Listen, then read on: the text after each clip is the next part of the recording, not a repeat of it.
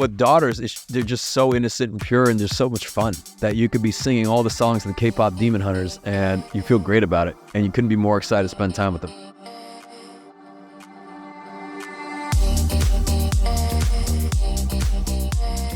I'm Michael Mogill, founder and CEO of Crisp, the nation's #1 law firm growth company. I've built my business through practice, not theory. Crisp started with just $500 to my name and has grown to over 8 figures in revenue over the last few years, earning a spot on the Inc. 500 list of the fastest growing private companies in America. Our approach has been to take everything we've learned about generating massive growth within our own organization and help the country's most ambitious and committed law firm owners do the same for theirs. In each episode of this podcast, I sit down with innovative market leaders from the legal industry and beyond to learn from those who thrive in the face of adversity, challenge the status quo, and define what it means to be a true game changer. This is Jessica, Head of Coaching Strategy at Crisp, and today we're flipping the script for another special edition episode to get Michael's take on what fatherhood has taught him about leadership and priorities, why having competitive outlets matters for high achievers, and how AI benefits you not only in your business, but also in day-to-day life. Sometimes I get one answer out of ChatGPT, and I'll also look at Grok for a perspective, and I'll look at Gemini for a perspective, and it just gives you a lot of insight from a lot of different sources. That's coming up on the Game Changing Attorney podcast.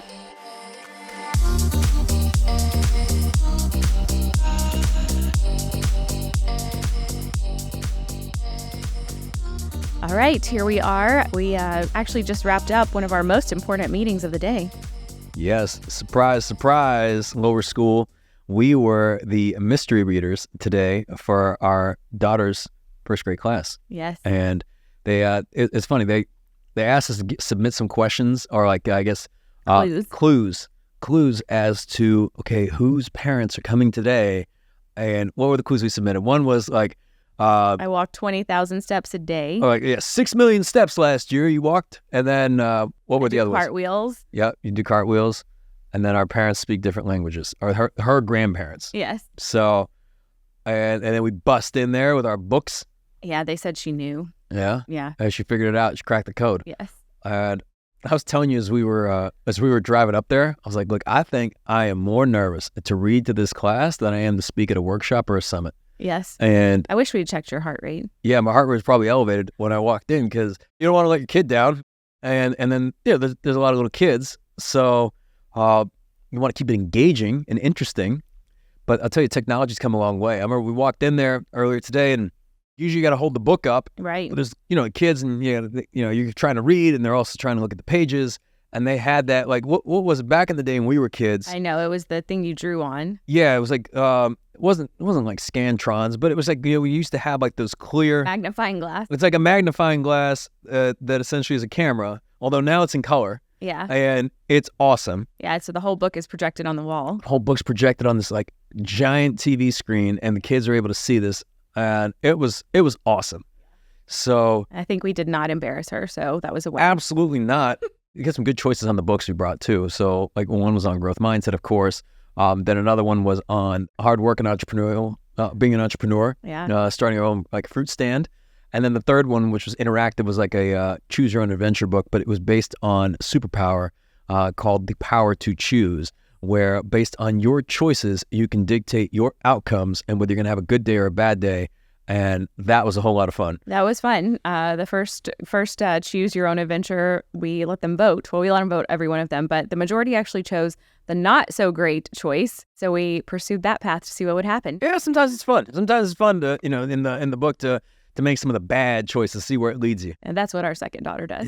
Yeah, the second one just like grins. She's like, yeah, she knows it's the bad one, like the bad option. Like, am I going to wake up when mommy says it's time to get up, or am I going to sleep in and be late and then daddy's going to have to take me to school? So yeah, so that was a lot of fun, and I'm very grateful we got to go. I'm committed to like never missing any of these. We've been mystery readers now for many years, even at different schools. Pre-K and preschool, yeah. Yep.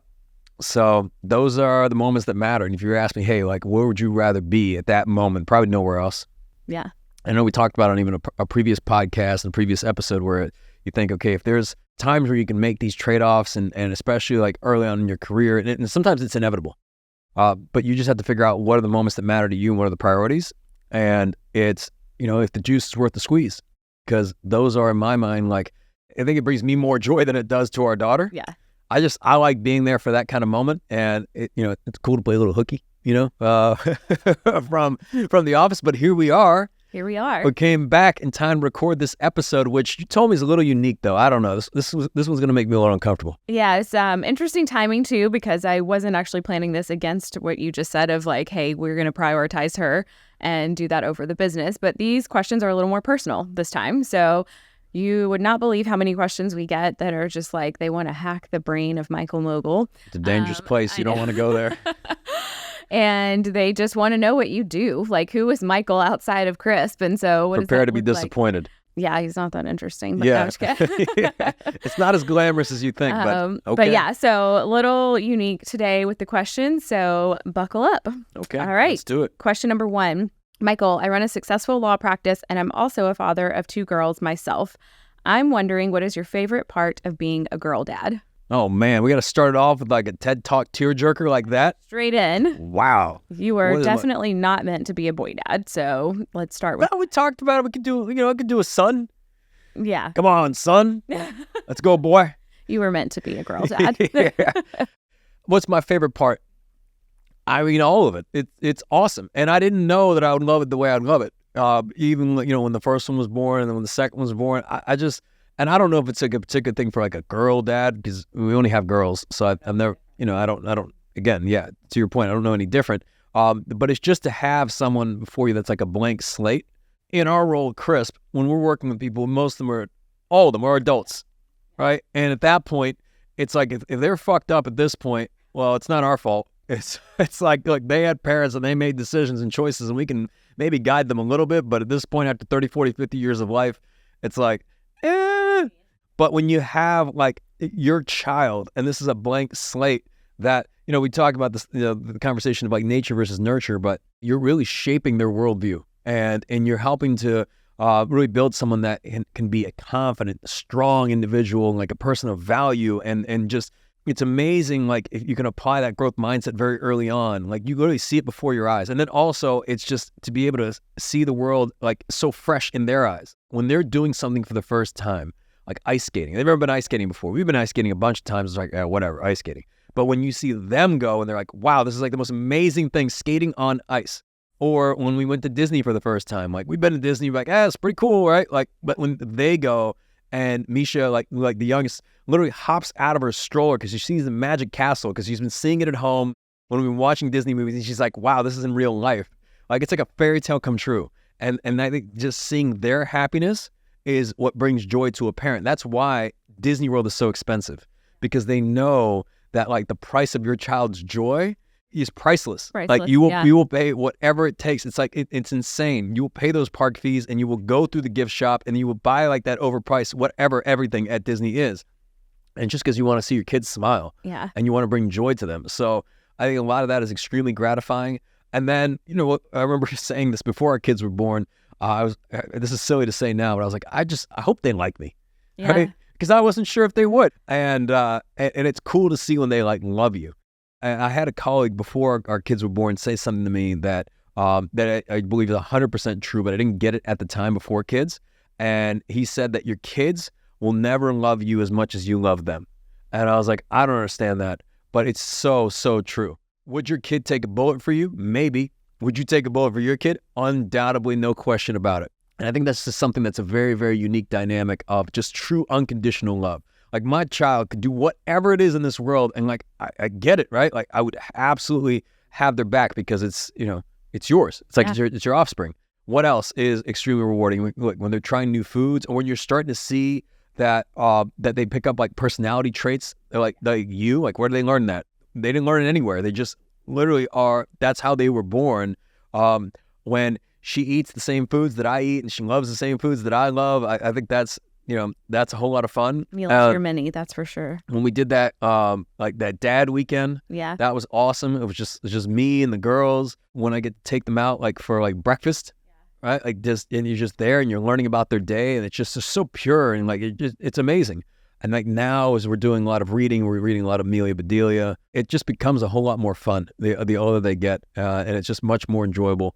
and just seeing them grow before your eyes and seeing them like take on challenging problems and like not give up and like solve it. And what was it in the USA? So we're about to take a trip to New York, and she's been so excited. She's like, "What's the plan? What's the plan?" Right? She's got her like follow through. Oh my god! Because she wants to know, what are we gonna do? Right? I'm going to the Lion King show, and and then when we were at the office, what did she say? She's like, "Mommy and Daddy are at Crisp because they didn't make money to pay for New York." Yes. So it's just starting to see that, and they say the funniest things, like what Misha said yesterday at school. Oh my gosh! So they send photos, and there's usually like a fill in the blank, and they write down the word of what everyone said. And so yesterday it said a family is blank. So the natural answers for most people were like, a family is home, a family is mommy, a family is my sister. You get there, and then it's like, a family is a crab. Signed, Misha Mogill. Yeah, she said it, and the whole class bust out laughing, and she knew it. And then even later that day, or like, what is a family, Misha? I asked her last night, and she was like, well, she had a grin, and she said, a family is mommy, Jessica, reading books. And then I said, is it a crab? And she just bust out laughing. Yeah. She knows.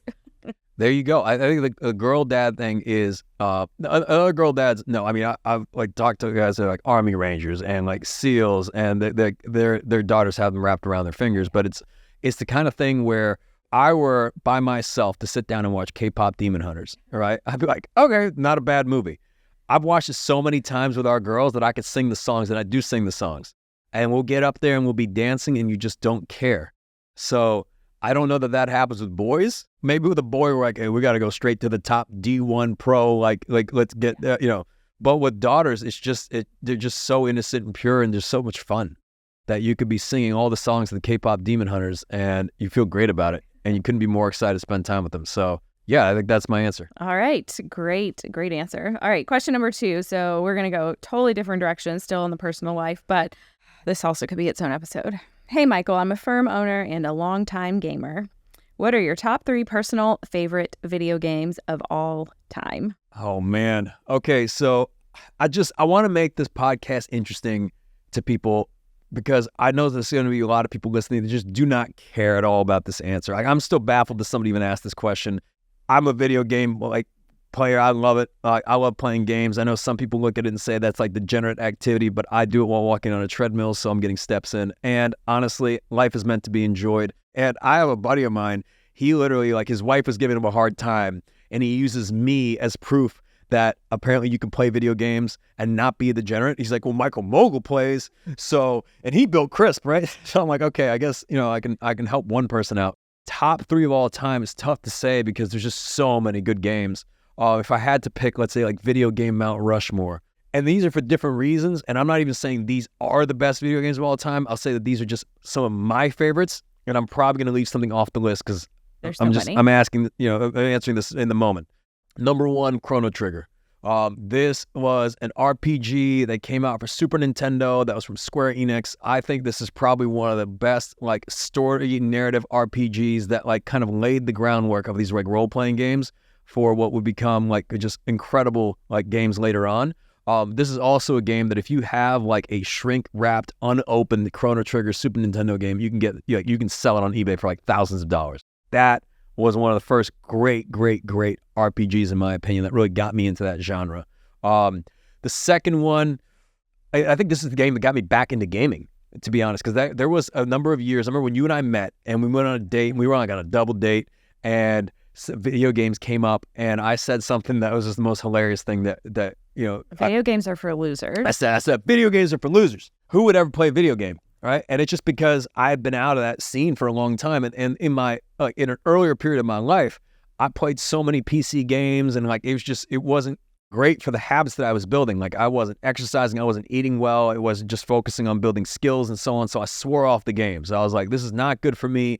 I got rejected by a girl at the homecoming dance, and I went home and deleted all my video games, and that was it. Right. And I just swore off them for years and years and years. But I was doing myself a disservice because there was a game that brought me back, and it was for the PlayStation. It actually came out originally on PlayStation 3 and got remastered on PlayStation 4. That was The Last of Us. I played this game and I was like, wow, I had no idea that like single player narrative games had gotten this good and like this amazing heartfelt story. So some of you probably watched the show now on HBO, and maybe you've seen movies like Children of Men, which is like an amazing movie as well, kind of very, very similar, or The Road, if you've read that book or the movie. And it's just this incredible story that you care so deeply about the characters, where I was like, okay, the graphics look awesome, of course, but then, man, you care so much about what's going on, and it, even in the early moments of the game, like it almost make you cry. There's an early scene, like very early on, that kind of spurs the journey later on for Joel and Ellie. But that game was phenomenal. I was gonna say 3, but I'm gonna squeeze a 4th one in here. So okay, number 3, Half-Life. Okay, I think that in terms of like an action, like it's from Valve. This game, it showed you what a video game could be. And maybe some people are going to say Half-Life 2. If I say Half-Life 3, maybe we're never going to get it, right? Because every time you say Half-Life 3, it like delays the, you're never going to get Half-Life 3. But that was a game. I remember I somehow convinced my mom. We were at like Sam's Club, and I told her that like me and my brother really wanted it. We were like little kids, and it's like an M-rated game. And that is just like an iconic game. And then number 4, probably you could say things like Super Mario World, and you could say things like there's just so many like iconic games like God of War, etc. I'm going to say Cyberpunk 2077. And this is like, you look at how good Chrono Trigger was, and then years and years later. So first of all, I love the Cyberpunk world, right? I love Blade Runner. I love that world. And Cyberpunk 2077 from CD Projekt Red, who also made another game that could also be on Mount Rushmore, which is Witcher 3. Phenomenal, right? Like you can just put 100, 200 hours into it, right? Or Red Dead Redemption 2, that could be on Mount Rushmore. It's just so hard in so many games. But like Cyberpunk 2077, I loved. And I know that game got some heat early on for how it released, like on some of the last gen consoles. Like it wasn't technically optimized, but if you had a next gen, you didn't really care. It ran just fine. And I played through it multiple times. It's just Night City is like a city you can get immersed in. The stories are incredible. So those would probably be it. Let's say like Chrono Trigger, The Last of Us, Half-Life, Cyberpunk 2077. But look, here's the thing about this. I probably missed a bunch, and that I'm going to get texts on. They're like, I can't believe you didn't say this or whatever, or Zelda or like whatever. You asked for my list. I'll also say this year alone, I could give you 3 titles that I think could be game of the year. Clair Obscur Expedition 33. Phenomenal. One of the best games I've ever played in my entire life. Kingdom Come Redemption 2. Phenomenal. One of the best games I've ever played in my entire life. Death Stranding 2. Phenomenal. One of the best games I've ever played in my entire life. And that's just to this point in the year. And we haven't even got the sequel yet, which is coming next month, to Ghost of Tsushima. We got like so many great titles. This has been one of the best years for gaming. And here's my point with this. So if anybody's still listening and they're like, wow, so. He's more passionate about this than growing law firms, right? Here's what I would say. Find something that brings you as much joy as video games bring me. And whether that's like you getting, I know some guys that have gotten like a racing simulator, or they got really excited and passionate. Maybe they play golf, or they train for a marathon, or whatever it is, but just finding that outlet that brings you joy that you can develop and hone in on your skills. Like I didn't even talk about Call of Duty because I can't put that on the Rushmore, but like I play competitive Call of Duty, right? And there's that whole side of things. But just when I meet someone that doesn't have something that just like brings them joy outside of work and outside of their career goals and outside of even other things they're passionate about, but just you start this like hollow eyes just because you grew up. I look at it from the standpoint of like, now I can afford to buy all the things I wanted when I was a kid, right? And I'm just an adult version of that kid. I could have never had a Nintendo 64. We couldn't afford one. I could have never had these games, any of these things. And now when one comes out, I'm like so excited. And I can't wait to play it. Yeah. And there's nothing wrong with that if it brings you joy, and it also doesn't negatively impact other aspects of your life. If it's like, if you're taking time away from your kids and your family, and if you're not taking care of your health and your business is suffering, then yeah, you probably shouldn't be sitting there playing video games or doing a racing sim or whatever. I saw some guy on TikTok. He posted like his son was out I think it was like his homecoming dance, and then his wife was out with her friends, and he's like, man, 2K just came out. I'm sitting here. I got football on this screen. I got the game on this screen, and I got pizza, and he's just so excited. And then his boys were coming over, and you look at that, and I know some people in the comments were like, oh, that's just, look at these nerds. But I look at that and I think, man, that just looks amazing. He's living his life, and you you deserve that. Yes. Wow. I feel like I should have saved that for the last question. With Well, the what's the last one? Yeah. amount of energy that you just brought. You guys asked, I answered. Yes, I know. All right. You're also passionate about the next one. So, Michael, we're all in on AI with systems like ChatGPT for my business, but I want to know, how do you use AI to help you be better in your personal life? Ooh, wow. Okay, so of course the AI question, like how can we have a podcast or a conversation without someone bringing up AI?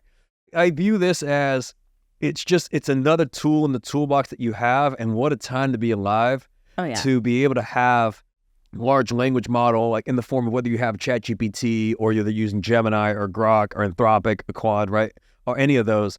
This occupies the most screen time on my phone of anything else that I have open, right? And it is constant. Like imagine you have like a learning partner that's with you at all times. Anything you can be curious about. Like today, I wanted to buy these like different like unflavored whey protein powders, and I was looking at the difference between isolates and concentrates, but I was also looking at like which ones have the best macro profiles, and it just ran this comparison for me.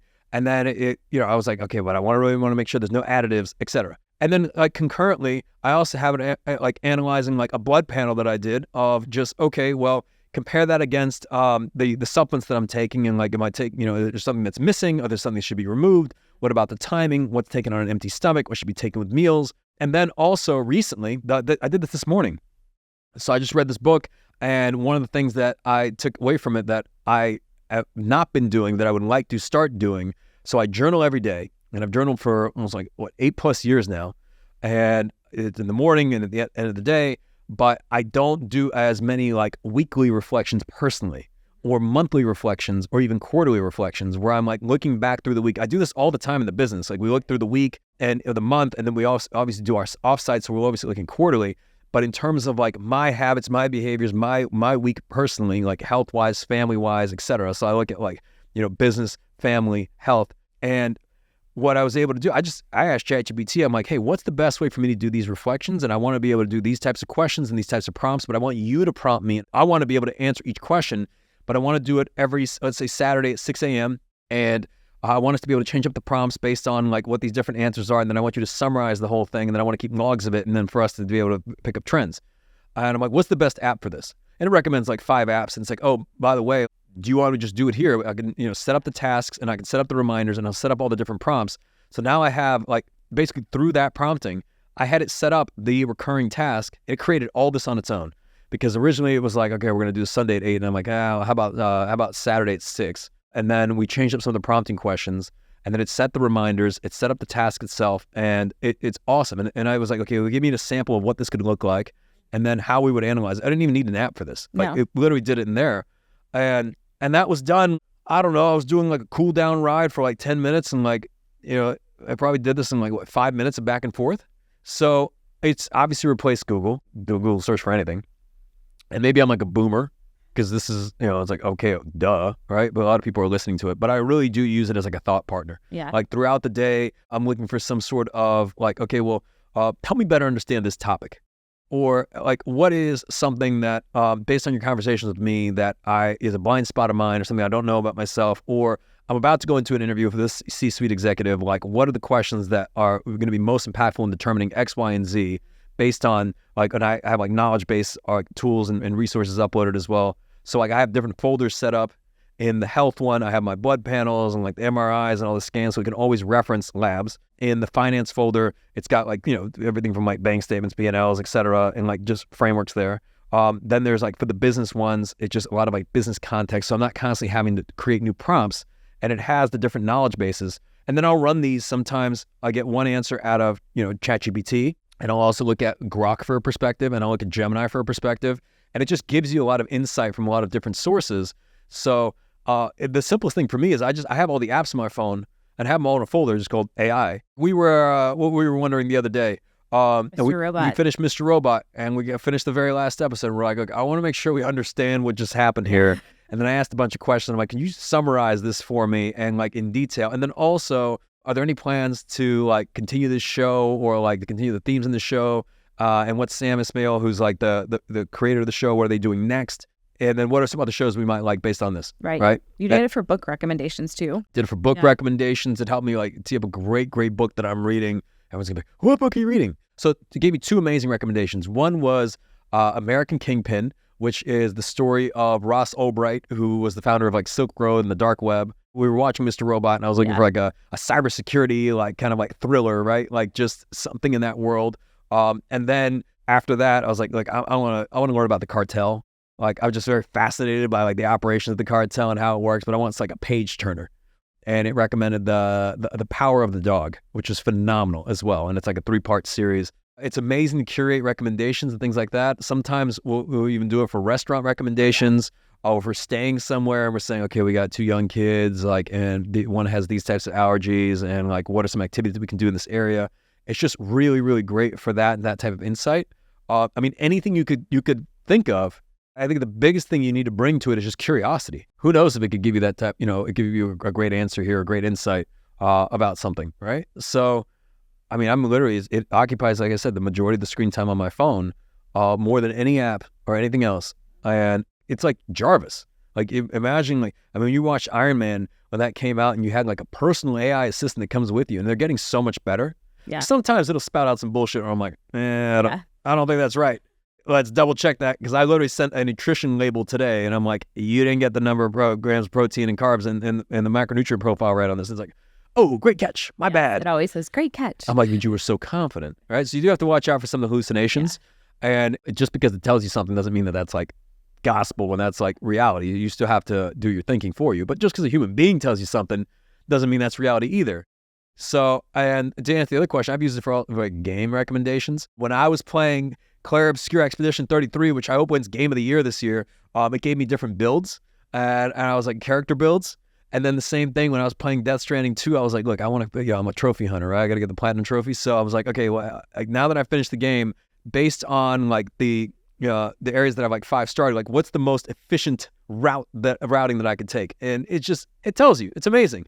So that's how I use AI. And your use cases may be different, but the curiosity will be all the same. Yes. And now I'm using it for, a next milestone in terms of like triathlon prep and like everything to do with like nutrition and plans and so on. And it's just great. Yeah. What a time to be alive. It really is. I hope everyone enjoyed this little special edition take here. A little peek into my I don't know if anybody enjoyed this. Might be like the least listened to podcast ever. Well, I guess we'll see. See some real excitement from Michael on this one. So, all right. Until next time. See ya. You've been listening to the Game Changing Attorney podcast with Michael Mogill. If you found this episode valuable, here are 3 free ways that we can help you grow your law firm. Number 1, download the first chapter of Michael's book absolutely free at GameChangingAttorney.com.